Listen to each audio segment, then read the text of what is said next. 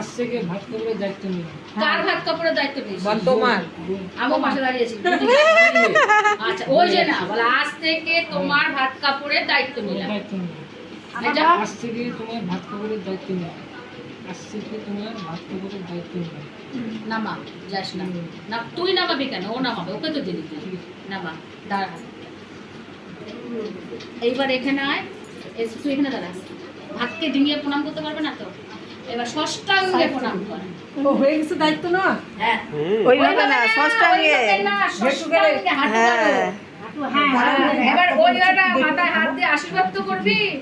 হ্যাঁ এবার তোল, এবার তোল, বউ তোল, তোর বউ আমি তুলতে পারবো না, তুই তোল। এই তো বাবা, এটুকু হয়ে গেছে তোর শেষ, তুই যা এবার খাও। এবার তোমার সব খাবার খেতে হবে। শাড়িটা সরিয়ে দাও, এটা মাসে খেতে হবে, পরে ধোয়া লাগবে না, মাংসের উপর দিয়েছি না। ইয়া কই হ্যাঁ তো আমরা ওই জন্য কি করি বলো তো, মানে এখন দুটো থালায় বাড়ি, দুটো থালায় বেড়ে একটু বৌমা একা খাবে, কামলাকে পাশে ছেলেকে বসাই দিয়ে একটা থালা। ছেলের থালা দিলে বসিয়ে দেবো। তাই তো করা লাগবে, ছেলে কেন খাবে না? ছেলের থালা দিলে বসিয়ে দেবো। আমি সব রকম জিনিস দিয়ে দুটো থালায় বাড়ি, কারণ ছেলেও তো খাবে।